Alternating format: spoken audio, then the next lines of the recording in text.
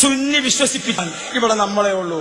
പ്രിയപ്പെട്ട പ്രവർത്തകരെ, അടികിട്ടിയേക്കും, കേസുകൾ ഉണ്ടായേക്കും, മറ്റ് പ്രശ്നങ്ങൾ ഉണ്ടായേക്കും, കണ്ണുരുട്ടിയേക്കും.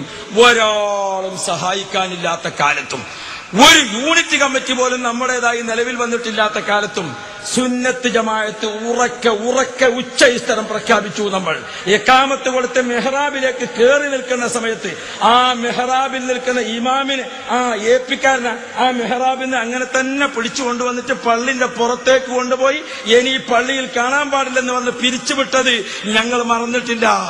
പക്ഷേ ആ പണ്ഡിതൻ പുറത്ത് നിന്നുകൊണ്ട് ഉറക്കെ പറഞ്ഞു, എന്റെ ജോലി എനിക്ക് പ്രശ്നമല്ല, നിങ്ങൾ പിരിച്ചുവിട്ടാൽ അള്ളാഹു എനിക്ക് തന്ന ആയുഷ്കാലത്തിൽ ഓരോരോ ദിവസം ഓരോരോ പള്ളിയിൽ നിന്നാലും നിങ്ങൾ പറഞ്ഞത് കേൾക്കാൻ എന്നെ കിട്ടില്ല എന്ന് ഉറക്കെ പ്രഖ്യാപിച്ച പണ്ഡിത ശിരോമണികളാണ് ഇവിടെ ഇരിക്കുന്നത്.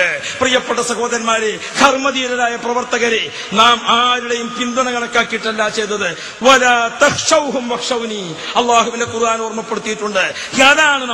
അതുകൊണ്ട് സംഘടനാ പ്രവർത്തകരോട്, അഹ്ലുസുന്ന വൽ ജമാഅത്തിന്റെ പ്രവർത്തകരോട് നമ്മുടെ ജിഹാദ് നമ്മുടെ ശരീരത്തോട്, നമ്മുടെ ജിഹാദ് നമ്മുടെ കുടുംബങ്ങളിൽ, നമ്മുടെ ജിഹാദ് നമ്മുടെ മഹല്ലത്തുകളിൽ, നമ്മുടെ ജിഹാദ് നമ്മുടെ പരിസരത്തിൽ. എന്താണ് നമ്മുടെ ജിഹാദ്? അല്ലാഹു അല്ലാഹ്.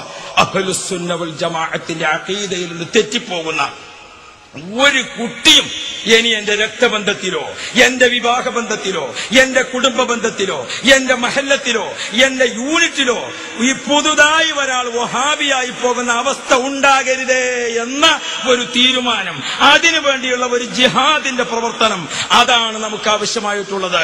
ഈ സമ്മേളനം നമുക്ക് അതിനാണ് പ്രചോദനം നൽകുന്നത്. 14 ജില്ലകളിലും സമ്മേളനം സമാപിക്കുമ്പോൾ പ്രിയപ്പെട്ട സഹോദരങ്ങളെ, അഹ്ലുസുന്ന വൽ ജമാഅയുടെ ലക്ഷക്കണക്കായ പ്രവർത്തകന്മാർ അല്ലാഹുവിനെ മാത്രം ഭയപ്പെട്ട്, അല്ലാഹുവിന്റെ റസൂലിനെ മാത്രം മഹബത്ത് വെച്ച് പണ്ഡിത നേതൃത്വം സ്വീകരിച്ചുകൊണ്ട് ഇനി ഒരാൾ പുതുതായി വഹാബിയും മൗദൂദിയും ആകരുതേ എന്ന പ്രതിജ്ഞയോടുകൂടെ പ്രവർത്തിക്കുന്ന വിഭാഗം ഉണ്ടാകണം.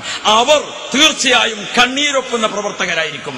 അവർ തീർച്ചയായും വിദ്യാഭ്യാസ പ്രവർത്തനങ്ങളുടെ മുന്നിലുണ്ടാകും.